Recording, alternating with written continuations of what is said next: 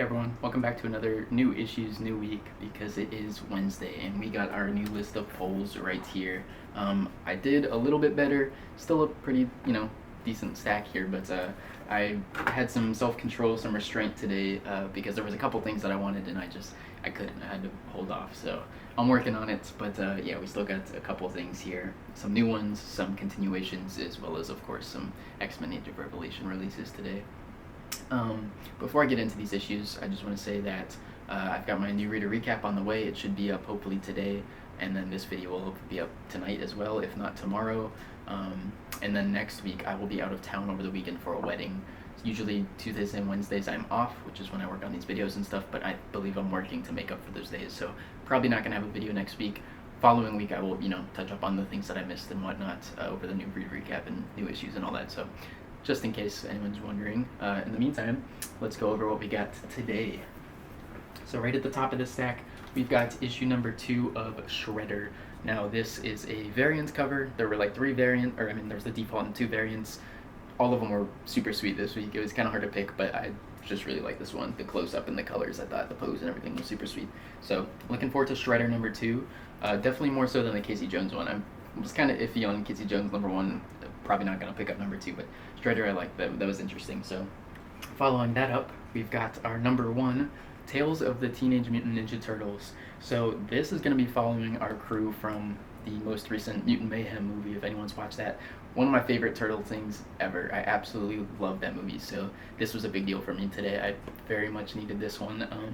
This is also a variant cover. This is the B cover. They're kind of like laying up on a roof with the building scape going down to the sidewalk here in front of them. I would go closer, but it's going to be out of focus. Sorry, I'm on manual focus right now. Yeah, definitely had to get this one. Next up, we got Racer X number 2. Y'all know I've been digging Speed Racer. Racer X is just as good, so number 2 of that. This is a new number 1 little indie from Image Comics called Hector, Plasm, Hunt the Bigfoot. I believe this is going to be like a limited issue release, just a couple short ones here and there. This is also a variant cover that I really liked for it. A lot of variant covers today. But yeah, don't know much about it. Hunting Bigfoot sounds cool, and I'm down for like a lone solo monster hunter protagonist, broody, dark. We love that stuff. Next up, we've got our 4 Age of Revelation issues that dropped today, starting with Iron and Frost, which Iron Man and Emma Frost, I'm assuming. Interesting combo. That one had some really cool covers. The Unbreakable X-Men, man, I wanted this cover so bad. It was a foil variant with Gambit on the front, and he had these playing cards that were going purple, and each of the characters were on the card. It was super sweet. I wanted it so bad, but once again, trying to save money where I can, so I put that one back, just stuck with the default. Rogue Storm. See, I was going through some variant covers, and the Unbreakable X-Men actually had a variant cover with Rogue on it, and I noticed Rogue here is in a black and red outfit. This looks a lot like Deadpool's outfit for some reason, because on the Unbreakable X-Men cover, there was like 2 versions of Rogue that were like separating from each other, like they were attached to the bottom. One had a normal green and yellow, the other had this outfit on. So don't know what the deal with Rogue is in this story, especially because, once again, Unbreakable X-Men, Gambit and Rogue, and there's a tombstone right here that's got Rogue's name on it, so no idea what's going on with Rogue here in this timeline yet. And the last one for the Age of Revelation we got is Sinister Six. This one I've heard of Sinister Six before, so at least know of them, but not familiar with a team like that or what's going to be happening in here. Once again, X-Men, Age of Revelation, all brand new to me, so these will be going into the list, the queue, with all the other ones that I have from last week and all the future ones coming out for one big Age of Revelation video. Stay tuned for that one. And last but not least, here we've got our Absolute Flash number 8, just released today. Really looking forward to this. Last issue is finally starting to pick up a little bit, but we just need it to keep going, so hoping this one really takes us somewhere. And our final issue we've got today is just our DCKO tie-in from the Titans current DC All-In line, issue number 28.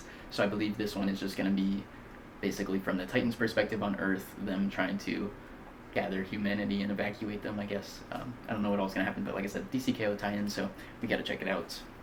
And that's all our polls for today. So, like I said, apart from the Age of Revelation stuff, not a super huge poll compared to a couple of the other weeks.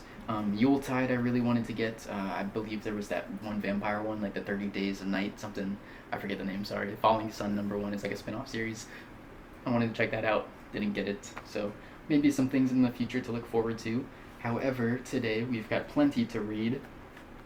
I'm thinking I'm going to read the tie-in just because I want to see what happens. DCKO tie-in. I don't think this is going to be like a super big issue. I imagine it's going to be pretty minor, but just to see, we can discuss it since we've been doing a lot of DCKO stuff. And then I want to check out the Tales of the Teenage Mutant Ninja Turtles #1. Like I said, this was a big one for me today. I'm really excited. This will be my first time checking out some Turtles here. Actually, Turtles too, because we've checked out Shredder and Casey Jones, but no TMNT yet, so very excited. I think we're going to start with the DCKO just to kind of knock that out of the way.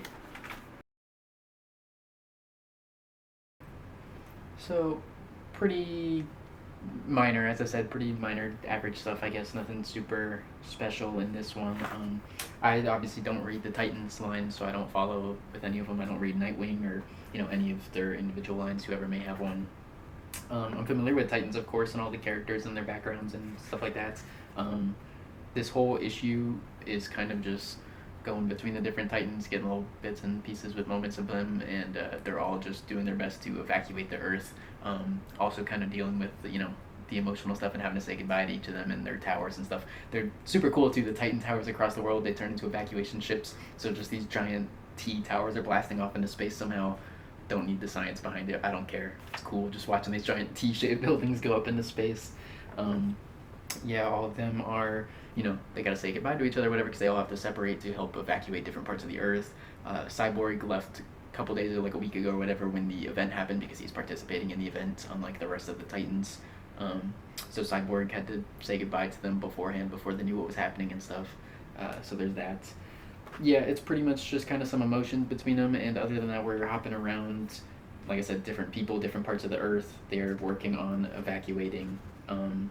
We get a couple of stuff here. Like, once again, I don't read Titans, so I don't know the tie-ins, but they show Terra here, locked up in a tube, and there's like a little info thing that says, I guess, she was stabbed in a previous Titans issue by Deathstroke or something, so they've got her there healing. Raven kind of goes into her mind and has this cool little visual scene with her where they're talking inside of her head. Then at the very end, we get an appearance from Beast Girl, who actually, that's the first for me. I did not know there was a Beast Girl. First time seeing Beast Girl show, but she puts everyone to sleep at this one portal where they were resisting, trying to evacuate. Last thing that we have here at the very end is Starfire says she needs help. She's in trouble because she's with the buildings that are flying into space, and all of a sudden opens up this portal, and out comes someone named Granny Goodness. She says Granny Goodness has us surrounded. We're under attack.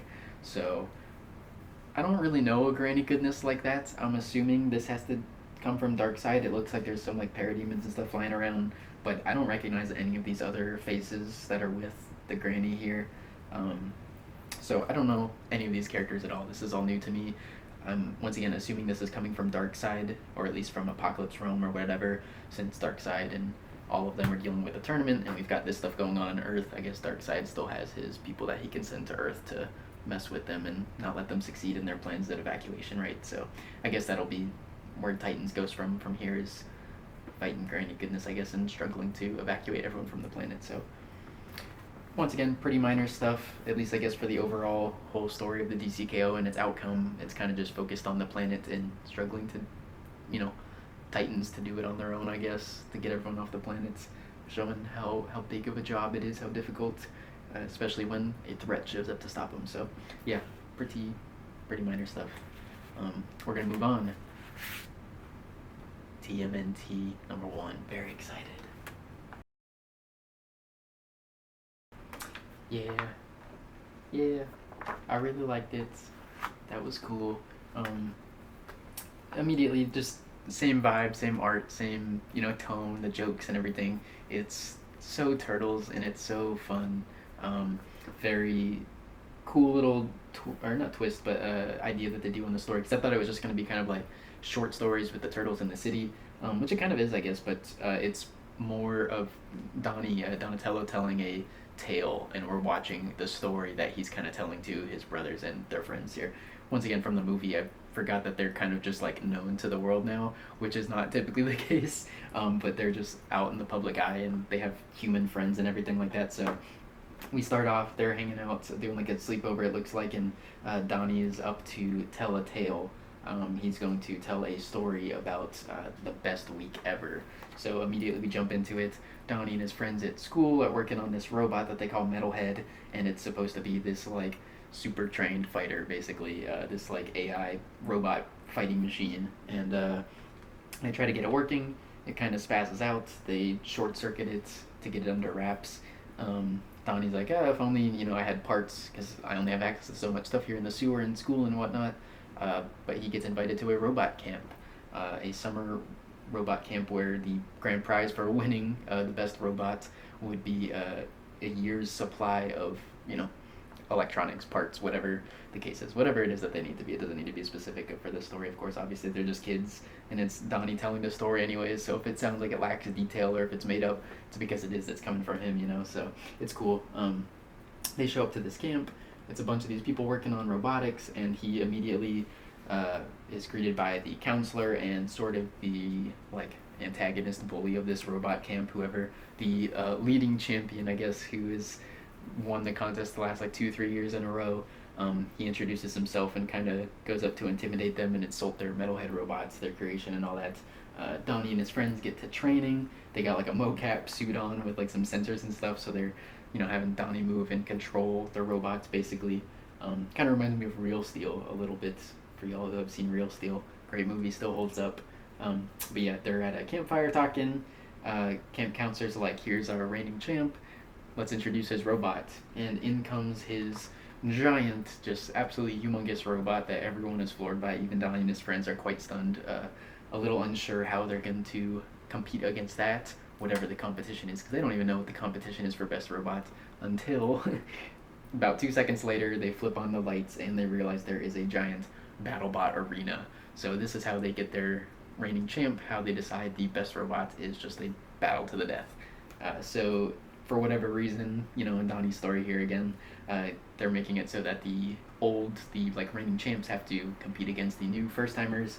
So, for story's sake, Donnie and his team face up against the champ and his giant robots.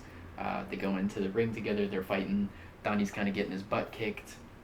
Realized that the kid earlier in the story kind of gave away his robot's weakness by trying to insult Donnie's robot, saying, doesn't your robot use, I forget what it was, motion sensors that has to deal with vibrations, basically, so he could see his attacks coming. And as soon as they realized this, Donnie took the advantage by going into the air where he couldn't be tracked and landing a killing blow on top of his robot where he beats him, wins the tournament, and has the best summer week ever story, which everyone, his brothers and everything like that, they're all teasing him. His friends saying it's good week because we're there. Raph is saying how he would have beat Metalhead up and everything like that. And Donnie's like, oh, no, it's not over yet. And he just adds a little bit more to the story here.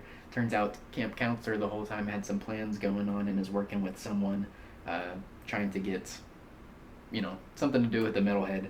They alert their boss, and we have a new boss show up who's an actual bad, and they've got this huge, giant killer robot to come after Donnie and Metalhead, I guess. So, yeah, just fun little, teenager boy tales and stuff, just hanging out, having a good time telling stories and stuff, being creative. So yeah, it's, like I said, kind of picks right up from where it feels like where the movie's at. They're out in the public eye now, they're popular, they got friends, they're, as we all know, young teenagers, Teenage Mutant Ninja Turtles, so they're all in the pop culture, hip stuff, trying to be, funny and all that. Just, it's good writing, good times, a lot of fun to be had for sure. So yeah, really enjoyed it. I will definitely be checking out more of this. I kind of would hope it'd be more of an anthology style where we're getting actual stories of them, or whether it's just them telling their own stories. That's perfectly fine too, but I would like to see more variety than just follow this one robot line the whole time. We'll see where it goes, obviously. But yeah, it's a cool start for sure. I enjoyed it. So yeah, that's gonna be it for this video for now. Stay tuned. Like I said, probably not this upcoming week, I don't think I'll have a video, but for the following week I'll definitely have a lot to be going over, some of these, or this week's comics, as well as that week's upcoming. So we'll got twice as much to cover then. So yeah, once again, thank you so much for watching. I hope you enjoyed. Stay tuned for the next one. Peace.